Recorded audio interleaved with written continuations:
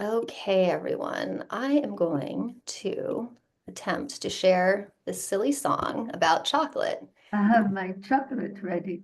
All right, I have mine. Yay! Wonderful. Okay, I hope this works. Let me know if you guys can see it. Oh, yes. Okay, and then let me know if you can, thumbs up if you can hear it. Okay. This is by a local artist, James K. And he's just wonderful. And my kids loved this song when they were little. Okay.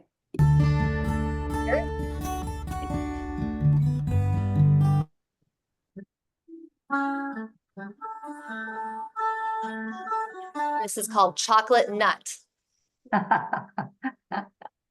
Chocolate comes from cacao beans, which grow in pods on cacao trees. And you can dance if you want. They cut down the pods and ferment the beans. They grind them and they blend them into chocolate cream. I like chocolate, yes I do. I'll bet you like chocolate too. I love chocolate, yes I do. I'm a chocolate nut like you. Oh, I'm a chocolate nut. I can't no cocaine shot. Oh, I'm a chocolate nut. I can't keep no cocaine shot. No, I can't keep no cocaine shot.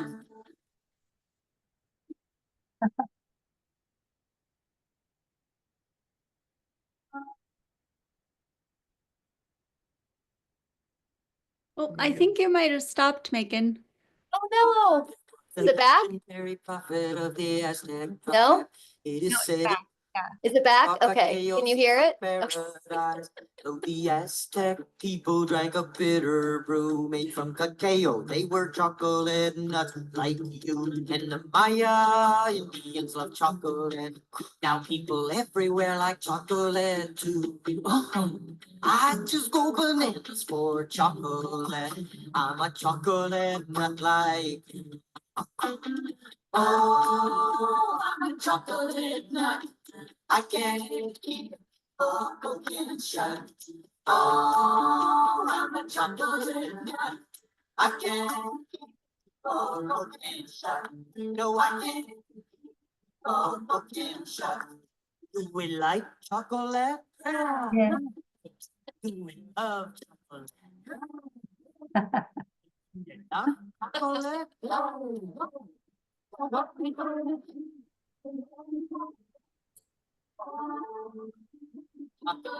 nut.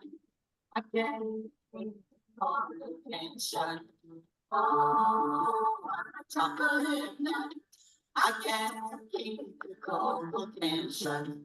I can't keep all the tension. No, I can't keep all the tension. Yay. Yay. All right. Well, Thank you're welcome. That's a very silly song about chocolate, but it does give some history. Yeah. And it segues directly into what Alex is gonna share. And it gives the history with a very nice beat. Yeah. It's really fun. Thanks for dancing with me, you guys. Right around the corner from Valentine's Day, so we couldn't resist. We just had to do chocolate, you know. So Perfect.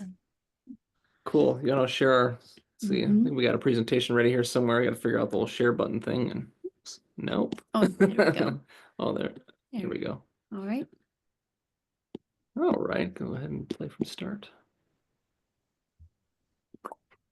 Play from start. There you go. Okay. You guys see that? Okay. Yep. All right. Great. So actually, I used Microsoft's Copilot to help me with this presentation. It's like an AI program. And so as you know, I'm still kind of experimenting with the new AI stuff. And so there are some interesting things there we'll share as we go through. But anyway, I had a lot of help putting this together. Anyway, kind of just going to step through time here a little bit, starting with some of the oldest recorded references to cacao and some of the earliest evidence that we have of cultivated cacao. So the earliest evidence that we have to date, for a long time we thought that the Mesoamerican cultures like the Mayans and the Aztecs were the first people to use, but recently we've learned that's not correct, that it actually came out of what would be present-day Ecuadorian Amazon by the Maya Chinchipe Maranon people. And so there's a little link to a YouTube video there, which is a BBC production. But anyways, yeah, 3350 BC, so, you know, predating the Mayans by a couple thousand years, actually. So even for basically ancient history at the time of the Mayans. We know this because of pottery that was left behind by these early peoples, and there was residue from the cacao being on these pieces of pottery. So we know it was consumed in liquid form, you know, soups, beverages, maybe even a type of beer, as evidenced by some fermentation. And it was also used medicinally. But, you know, we know a lot less about these peoples still than we do the Mesoamericans. So eventually the cacao bean made its way into the Mesoamerican cultures, which would be more in Central America than South America. And the earliest culture there would be the Olmecs. They're believed to be the first culture in the Mesoamerican area to basically, you know, cultivate cacao. And it would have been followed by the Mayans and then eventually the Aztecs. And there was some overlap with these cultures, as cultures all spanned approximately 3,600 years. And they share a lot of sort of history and culture around cacao. So in all of these Mesoamerican cultures, it was a pretty central part of their mythology, as a sort of was a symbol of life and fertility, often linked to divine blessings. In each culture, the story differs a little bit, but basically they believed it was a gift from the gods themselves. Like the gods brought it up from the underworld and gifted it to mankind, and along with the very specific teachings for how to process the beans in order to maximize various benefits for health and ritualistic purposes.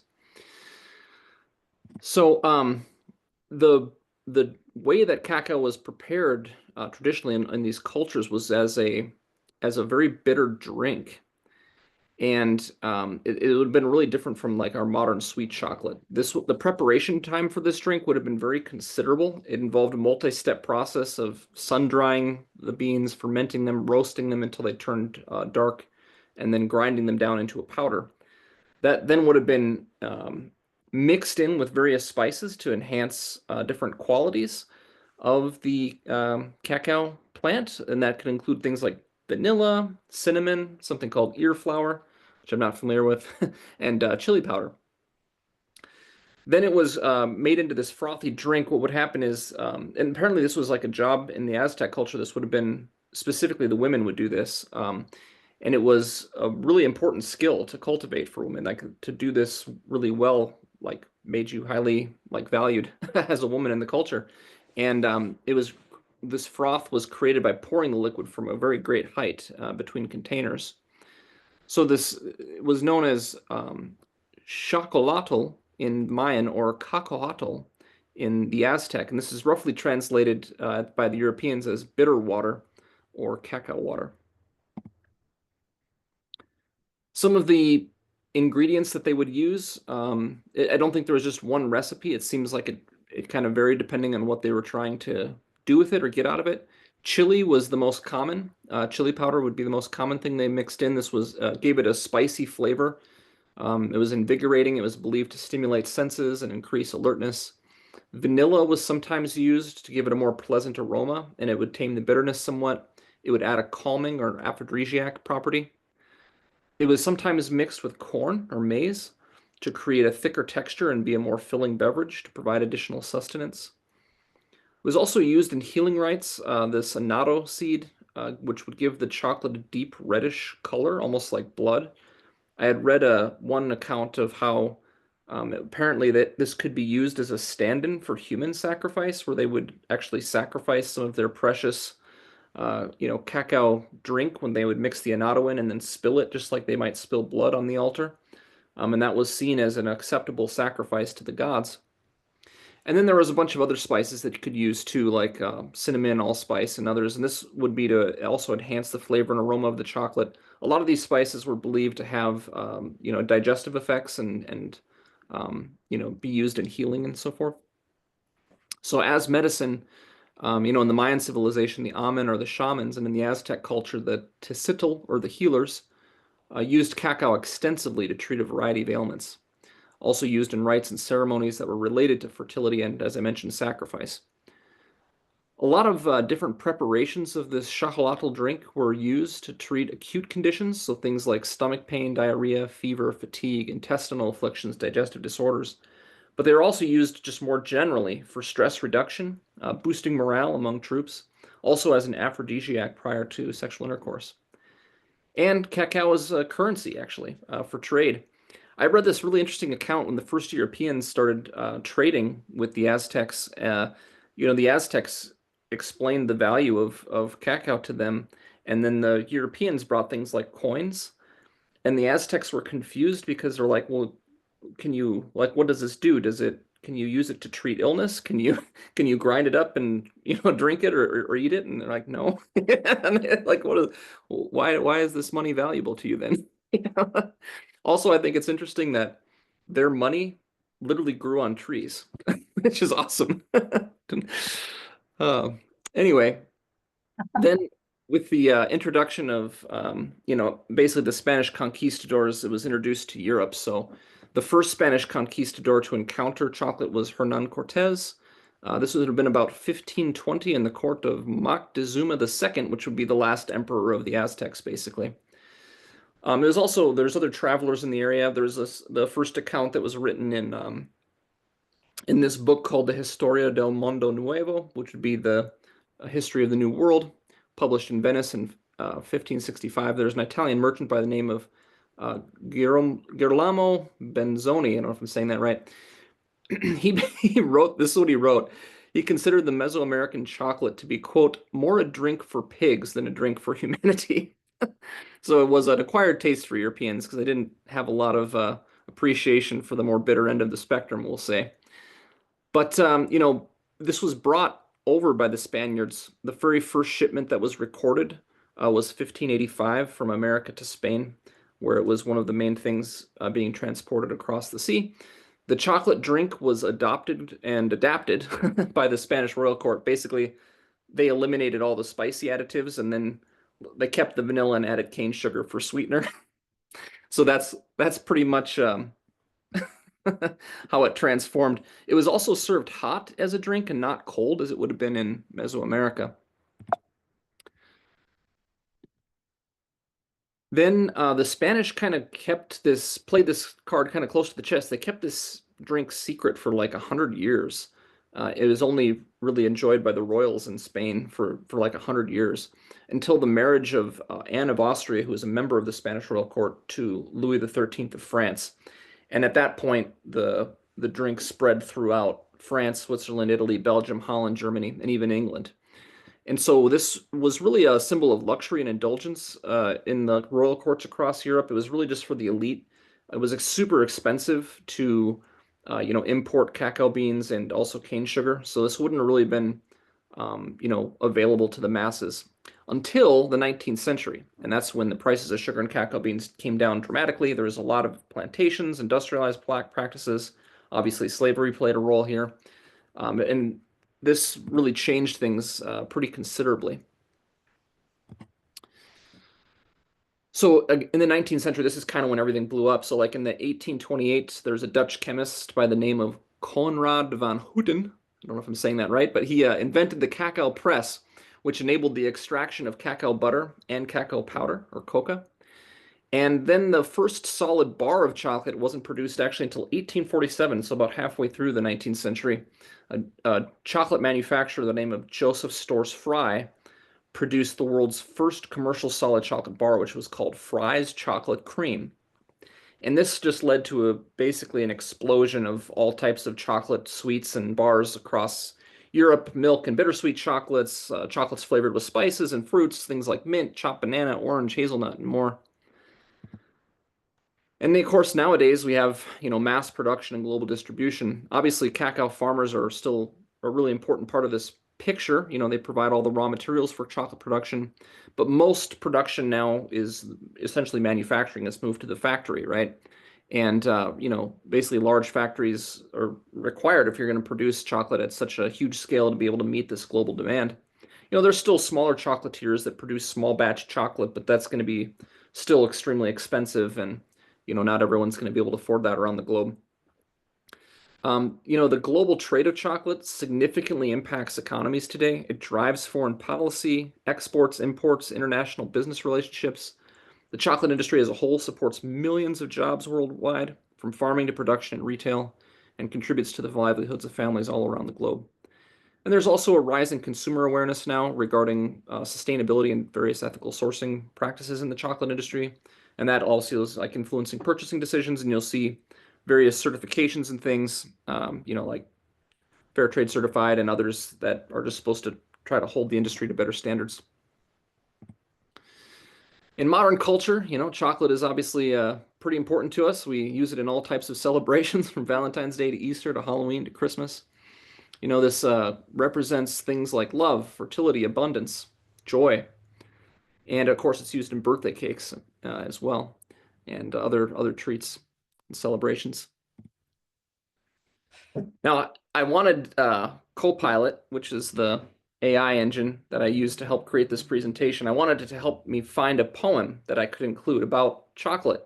And I asked it to see if it could find a poem related to the themes in this presentation. But instead, it just wrote me one.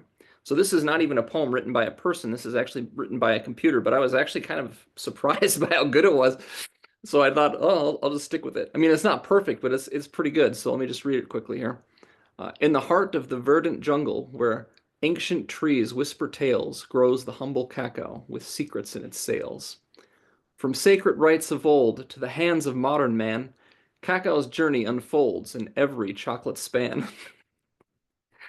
Bitter seeds of history crushed to sweet delight, a dance of taste and mystery in the quiet of the night. From Mayan gods to lovers' gifts, its essence we embrace, a bond that time uplifts in every warm embrace. Oh, cacao, humble tree, your story rich and deep. In every bite we see the dreams you help us keep. So I just thought that was pretty amazing, I decided to run with it. And then before we part, I wanted to share this amazing hot spice chocolate drink recipe, which is sort of inspired by, the Mayan recipe, even though I don't know if we don't have the official Mayan recipe or anything like that, but or the Aztecs. But it's sort of inspired by that, like having something like more of a spiced chocolate drink. What we do, we've made this today actually to kind of try this out. But what we do is we use 3.5 cups of water, a half cup of cream, or you could use another creamer if you're non-dairy, 12 cacao butter wafers. Now, if you don't know what these are, you can find them in like co-ops in the bulk section sometimes, or you can get them in little bags at a co-op, or like Whole Foods, I think, sells them. But it's just the cacao butter, and they make them into these little discs, and then you can just melt them. So I just melt those in water. Add a teaspoon of vanilla extract, 2 tablespoons cacao powder, a half teaspoon of cinnamon or cardamom, or you can use both. And then any sweetener you want to use is up to you. We just skip it and just went with a straight, bitter and spiced cacao. And yeah, it's super good. This made 2 16-ounce mugs, like full to the brim. Enjoy. And that's it. That's all I had to share. It was a quick presentation. So switch back. Allah. Thank you for the good information. That was so fun. I can just like feel the like playfulness and joy, and that like I love it. Just feels like that unconditional love. I mean, what more valuable currency than opening that gate up, right? That's so fun. Yeah. I love how the ancient peoples were like, what do you do with this gold? Like, why is that?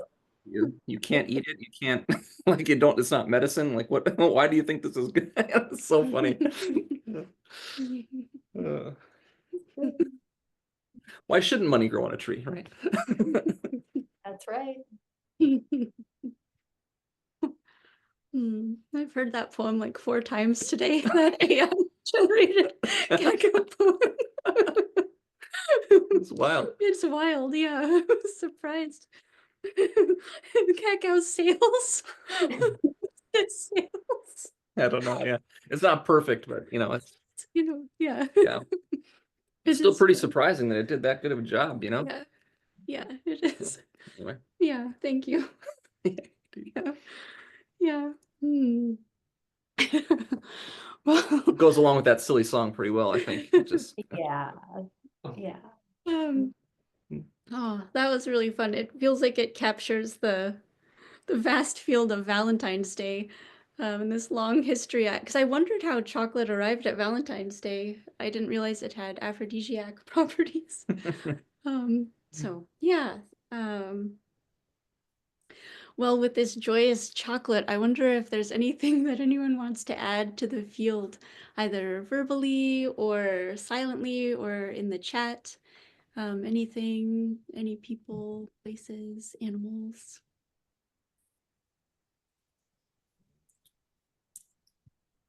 I might as I well know. add, Oh, go ahead. add her really quick because she doesn't, whenever she loves to like partake in treat time with us, but we can't give her chocolate because chocolate's not good for dogs. So poor thing, you know, she is left out of chocolate happy hour. But yeah. Okay. Nikki has the same complaint. In fact, I think she gets it because we'll say it's chocolate. But if it's something that's like too hot or spicy for her too, we just say it's chocolate. That's great. Yeah, that's what we say too. We say, oh, it's chocolate. Chocolate's not for puppies. Yeah, that's good if it's spicy or. Mhm. Hmm. Yeah, so we'll add all the dogs because they can't participate in chocolate. Yeah. That's right. Animals. Yeah, animals. Hmm.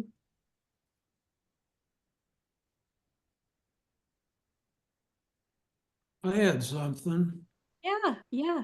You know, I saw that chocolate was on the menu for tonight.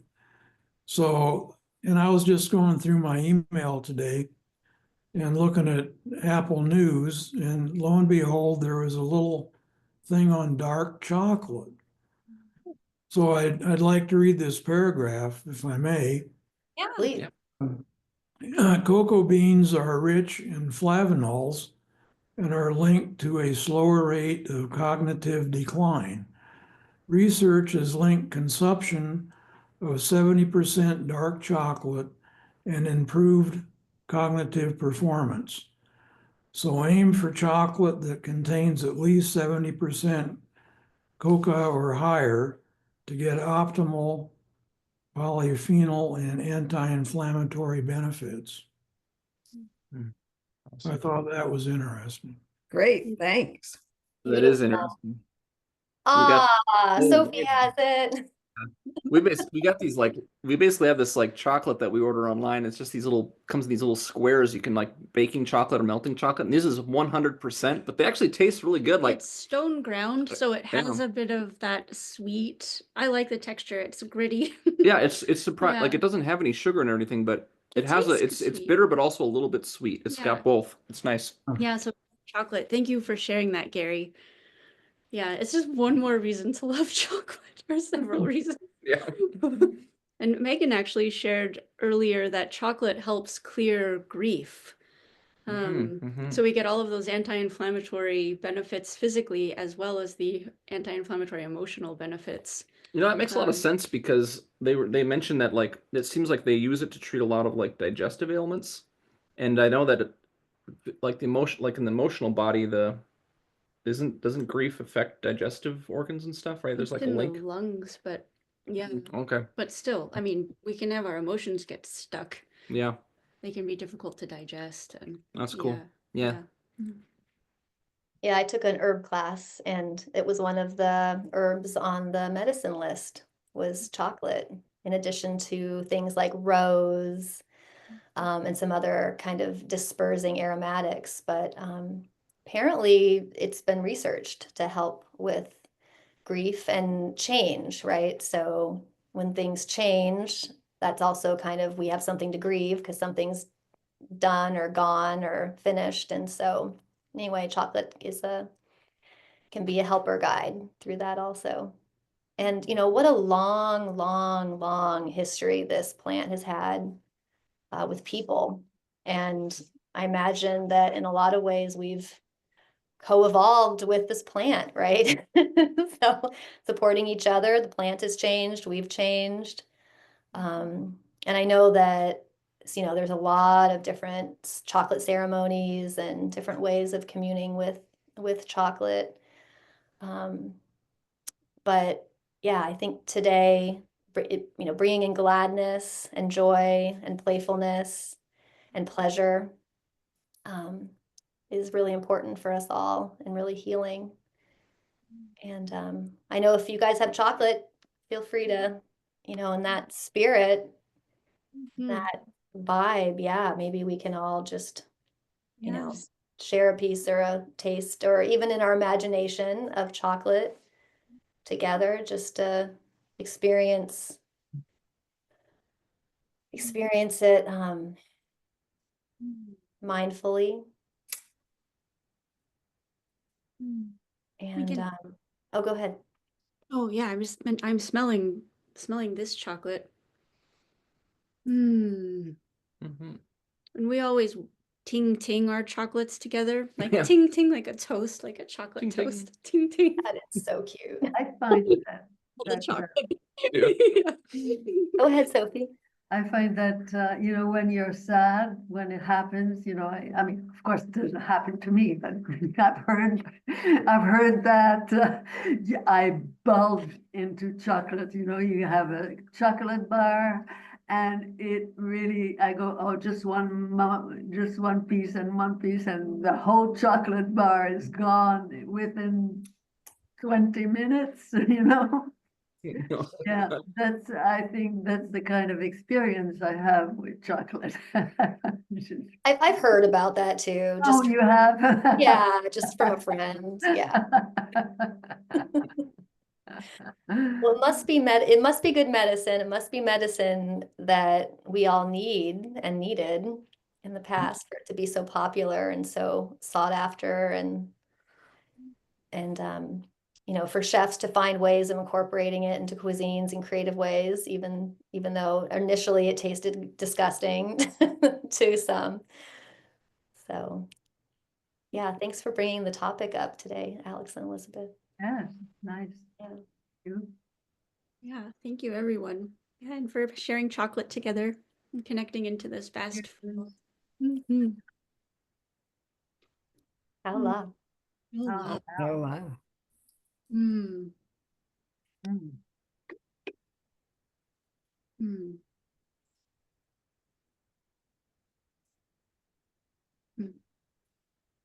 I'd just like to put in the field, may joy be easily accessible to all.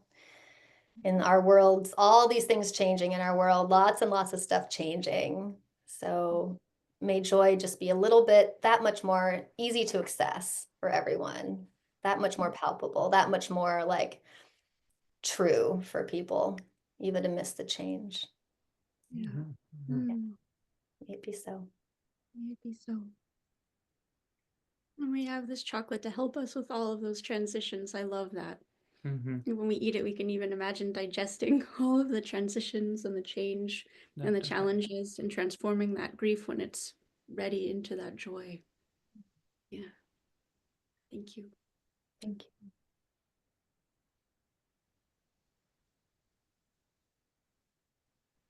I like to suck on it, so that there's a lot of chocolate in my mouth before I gulp it. I just go, delicious. I try to limit my chocolate because I have diabetes, and Oh, right now we don't have any sugar free. But I find if I eat it before bed or towards bed, I won't brush my teeth right away because I don't want to lose the flavor. I'll get up in the night and brush my teeth. Yeah. Mm. Yeah, that hot chocolate recipe, that hot chocolate drink recipe we shared with no sweetener, I recommend it for someone with diabetes. That's a good one. I saw that. Peppermint extra. did you write it down, Angie? Yeah, because it makes it seem sweet even if it doesn't have sweetener. If you get some of the The vanilla and the pepper. Yeah, the put pepper- vanilla and the peppermint. Yeah. If you like mint. If yeah. you like mint. If you don't, then don't. Yeah. Lily's chocolate is sugar-free. Yeah. Yeah, it's my favorite. I love that stuff. What chocolate? It's It's called called Lily's. Lily's, Lily. Oh, And there's another one It's called Hu, Hu, and it's no refined sugar. It has nothing bad in it. It's really a pure chocolate. Great. I'll look for both of those. It's Lily on- and Hugh, sort of a Valentine. Yeah, the Hu is expensive, but it's good. Is it bitter? No, I really like it. They have a lot of different flavors, but and I haven't tried them all, but it's just a pure chocolate with no, it's gluten free, it has nothing refined in it. It's really good. Oh. Does it sell does it sell in Canada or I don't know about Canada, but I know you can buy it in natural grocers and you can buy it in Whole Foods. it's HU? Yeah, just HU. It's a brown wrapper. Okay, I will look it up. What's that one that's like fruit sweetened? Evolved. Oh, evolved. Evolved. Yeah. They have a monk fruit sweetened. They also have an unsweetened one with coconut in the middle, and I feel like that makes it seem sweeter. Yeah. hmm What's the name of that one? Evolved. I used to call it monkey chocolate because they used to print a monkey face on it, but now it's called it's evolved. They don't have the monkey anymore. We were Yeah, so there's funny because no monkey. we were lost at first. Like went to the store and they had changed their labels and stuff. So I'm like, "Where's the monkey chocolate?" I didn't know how to figure out that they just It's called changed their Evolved, yeah. wrappers. Yeah. They changed their wrappers, but Yeah. that's good chocolate too. I feel like the market has so many beautiful chocolates available now as a sweet. More than when I was a kid. I remember. It was, you know, Okay, Yeah. Karen, I saw it. Here's the Hu. Okay, that looks good. Just the box itself is inviting. It's good. They have a lot of different flavors, and I was gonna see what has no refined sugar, no cane sugar, no sugar alcohols, no erythritol, no soy, gluten, no palm oil, no lecithin, no emulsifiers. Wow. Oh, just chocolate. That's really good. Too good. Those at grocery outlet, those hues, and it's beautiful because it's wrapped in really nice paper too, real, Yeah. biodegradable, and it's like, I don't want to say it's 100% guilt-free as far as it's like really hard to resist thinking about it sometimes once you start eating it, but I try to like say, I just, half a bar a day, I can do that. Yeah, You know, it's It just, good for you. yeah, it does feel like a blessing from Mother Earth. It's a gift. Yeah. Yeah, the gift from the gods, from the underworld, no less. Yes. That's what Alex said. So that's that's a piece I picked up. It's not from the heavens, it was a gift from the underworld. Well, the Yeah. devil? Is it the devil's? I mean, from Mother Earth, right? From Oh. I mean, maybe from a snake, I don't know. But yeah, There could be times when it feels like it's a gift from the devil. yeah, that's Yeah. true. That's when there's way too much of it. You can't get away from it. Yeah, piece Resist it. after piece, you go, oh, just another one, and at the end, you just eat it all, the whole bar. I mean, sometimes I eat a whole bar like this, It happens, but not anymore, not, yeah. In college, I made brownies once a week. Like just every single week, I would have brownies. brownies. I love brownies so much. It's like the deepest chocolate, densest chocolate treat I could think of. And yeah. Oh, Super- thank God I don't have the recipe. Yeah. Yeah. Can also be You don't do it as much, Sophie? What? You said you don't do it as much now? Oh, No, no, I don't, no, I don't eat this. I guess I'm not as frustrated as I was. Because I don't need it. But we actually changed a lot of the way we eat. And I think that has a lot to do with it. Yeah. So it's very weird stuff. I mean, like recipes, it's my boyfriend recipes. And we we eat a lot of curcuma. How do you say that? Curcuma is, you know, the yellow stuff that, Turmeric. yeah, Mhm. and with ginger and garlic, and you mix it up with just a little bit of water, and then you put it on a toast, a piece of toast, and then after that you put a heap of parsley, grounded, you know, and you just and then you put some lemon on top of it. You slice it into 4 pieces and you eat it. And it's delicious. We're really far from the chocolate here, but it's, I mean, that's the kind of thing I eat now. And I must say, I feel very good. They're very healthy. Sorry for All, the all chocolate. superfoods, all very active superfoods. Yeah. Yeah, yeah. Yeah, superfoods. Yeah. Cacao, I think, falls in that. It's It like is, yes, we got food. of course. Oh, well, is there anything else that wants to come into the field? We've had all of these beautiful chocolate recommendations and shares and also challenges with chocolate.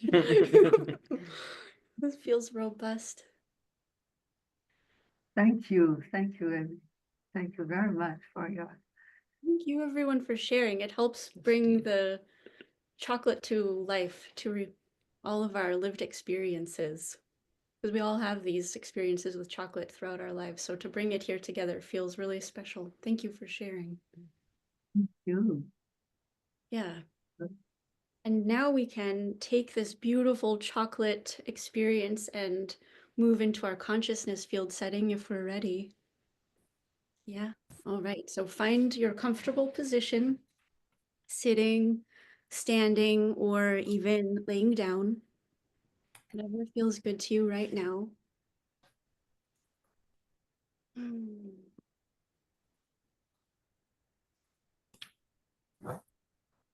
Take your time getting settled. Checking in with your body and seeing what it needs to be comfortable in this moment.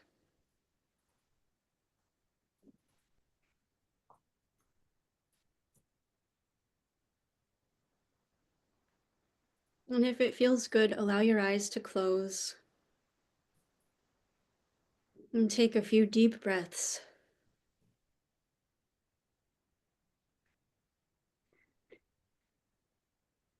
And if you enjoyed chocolate together in the group, you may notice the wonderful chocolate feel in the mouth. And just embrace it. Allow the gifts of chocolate to sink into the meditation posture.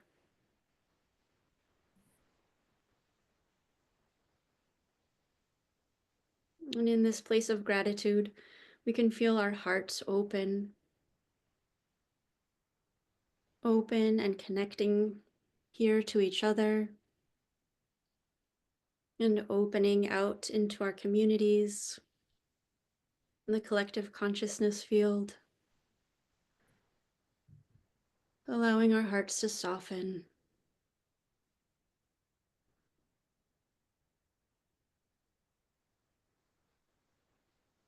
And sinking into the earth.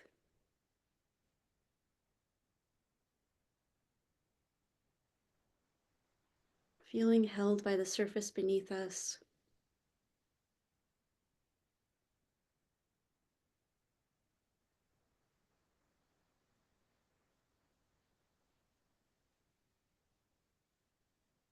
And inviting Earth's energy to flow in through the bottoms of the feet,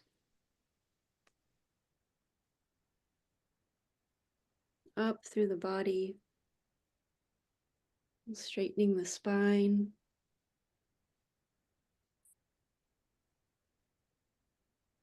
And feeling the crown of the head open and lift toward the heaven.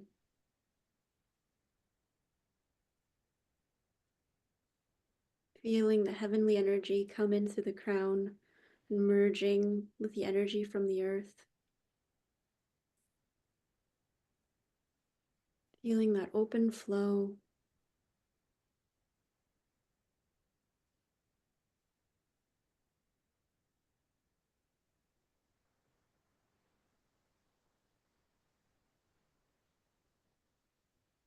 And inviting the awareness to the center of the head.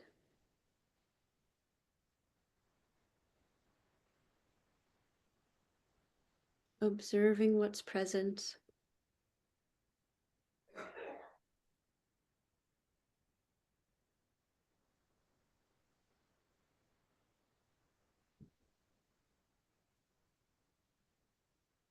Feeling the center of the head relaxing.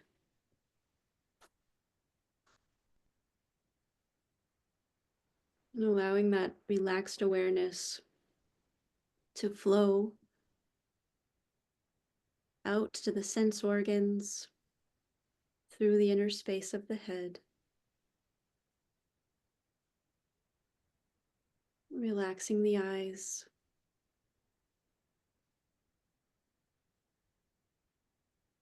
The nose.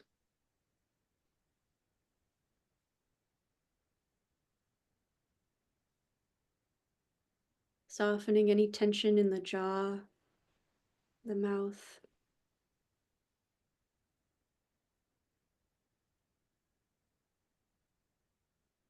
Feeling the inner ears. And the outer ears. Relaxing.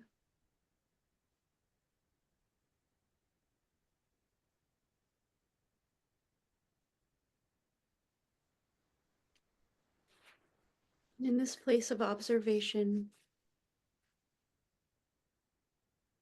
the inner space of the head and the sense organs open to Huonyuan Qi. The energy grows finer and finer.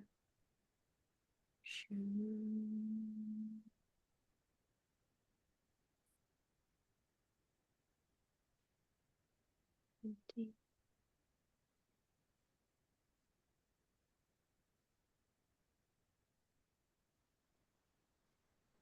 This relaxed awareness flows into the neck. Again, observing what's present.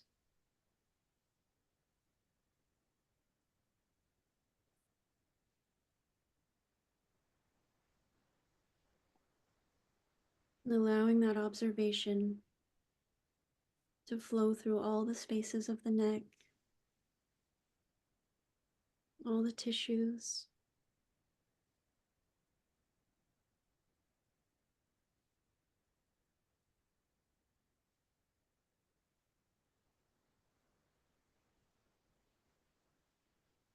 Inviting the inner space of the neck and throat to relax.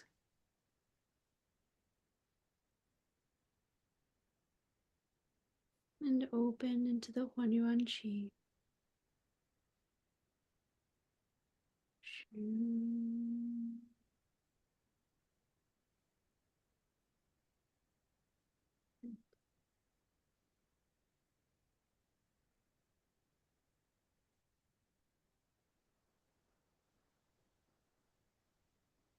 This relaxed awareness moves into the shoulders, breathing into the shoulders.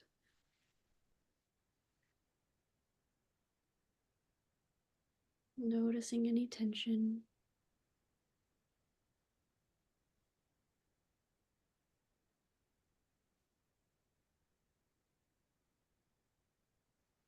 Observing the arms, the upper arms,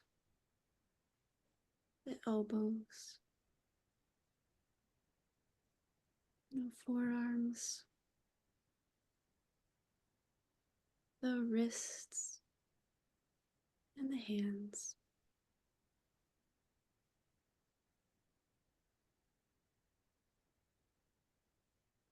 Allowing the inner space of the shoulders and the arms to relax.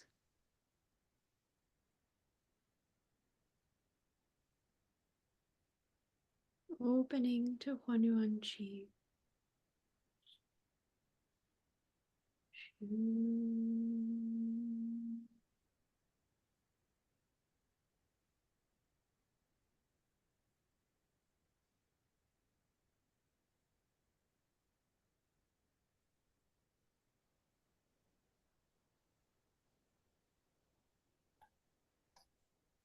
This relaxed observation moves into the chest. Again, connecting to our hearts. Feeling the vast field of connection of our hearts and all the hearts.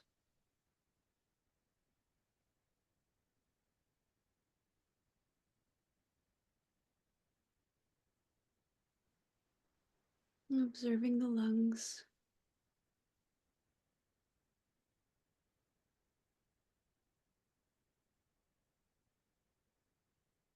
The breath.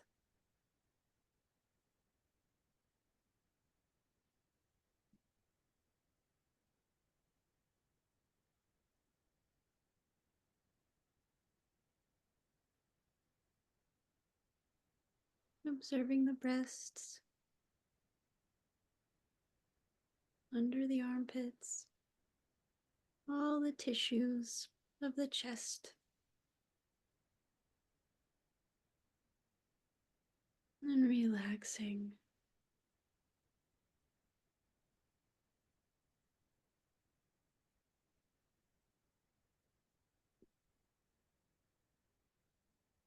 The chest inner space opens. Opens to Huanyuan Qi.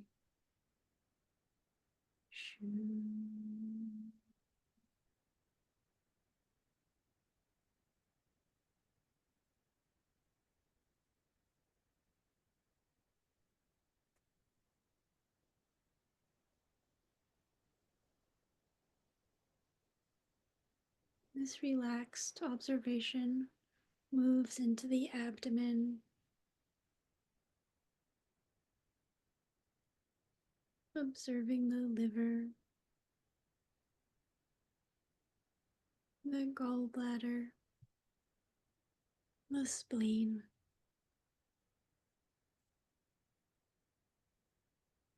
the pancreas, the stomach, the intestines, the colon.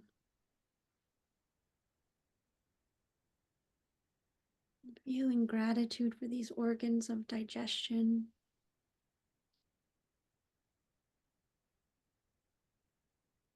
And inviting them to relax.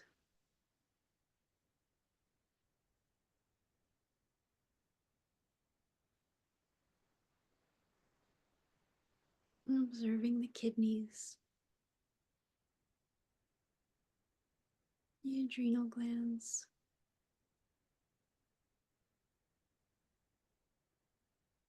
the bladder, appreciating organs of elimination, and relaxing them.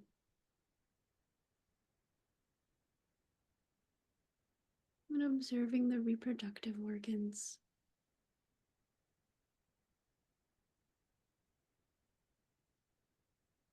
Appreciating all the organs.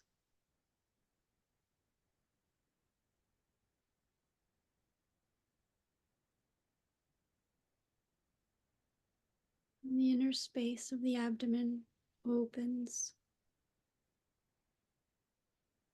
and merges with Huanyuan Qi.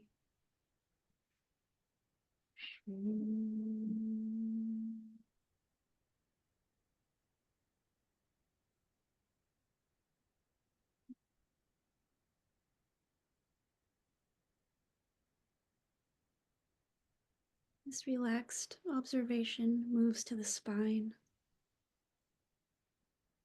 and the nervous system.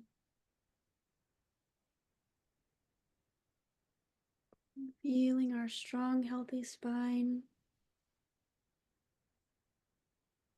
and our peaceful nervous system.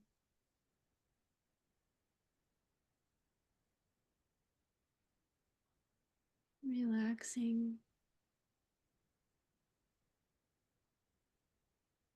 and opening. Opening to Wan Yuan Qi.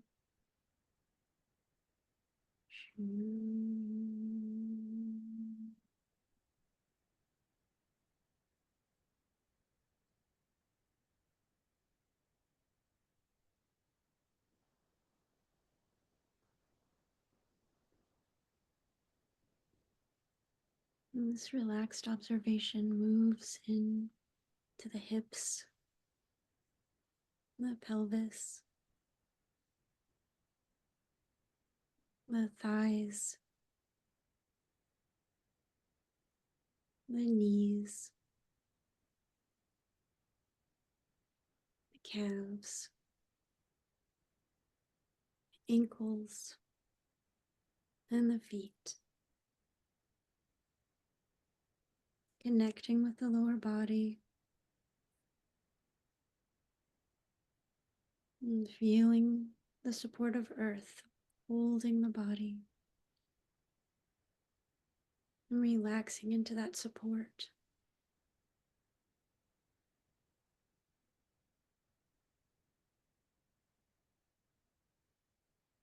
And opening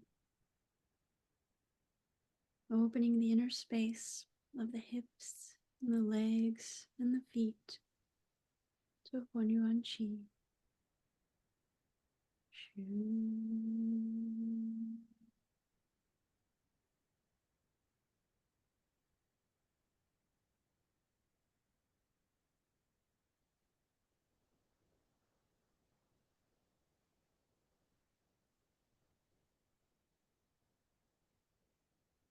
And inviting the awareness to observe the entire Qi body.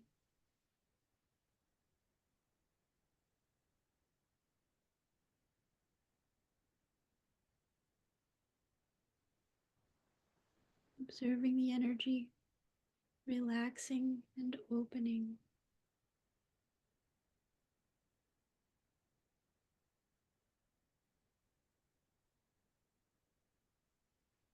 Connected here to the world consciousness community, all of our teachers, healers, and the sages through all time.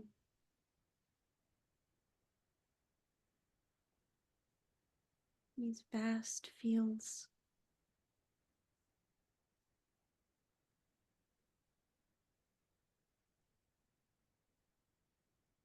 And relaxing.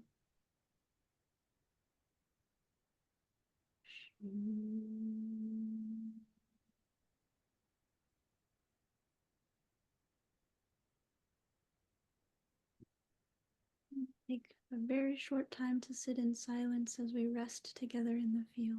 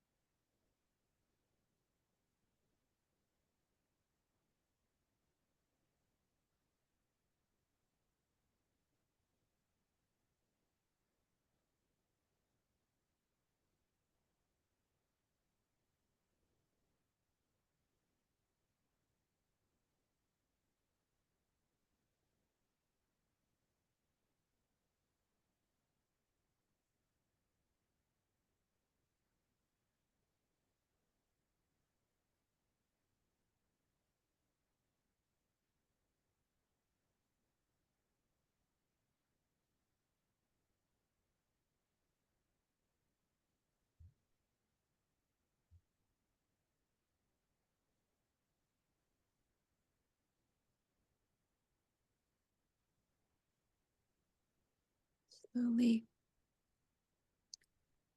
check in with yourself and see if you'd like to stay here in this formal healing field and just let the Zoom disappear and have your evening or night continue in practice.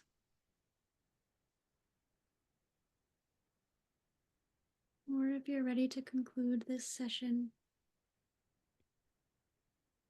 bring your awareness into the body.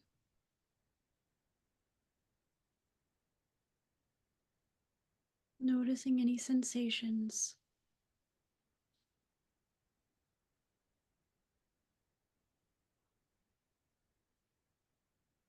And just seeing what is.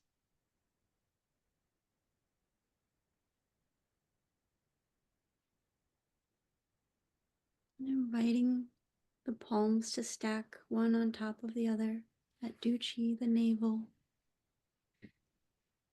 And taking a few deep breaths into the low belly, the lower dantian.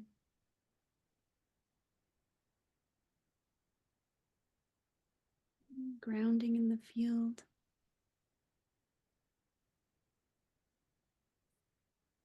And giving gratitude to our practice, to chocolate, our many experiences with it, its vast history, and seeing how it unfolds moving forward. Haola. Haola. And when you're ready, you can gently move if it feels good, and invite your eyes to softly open.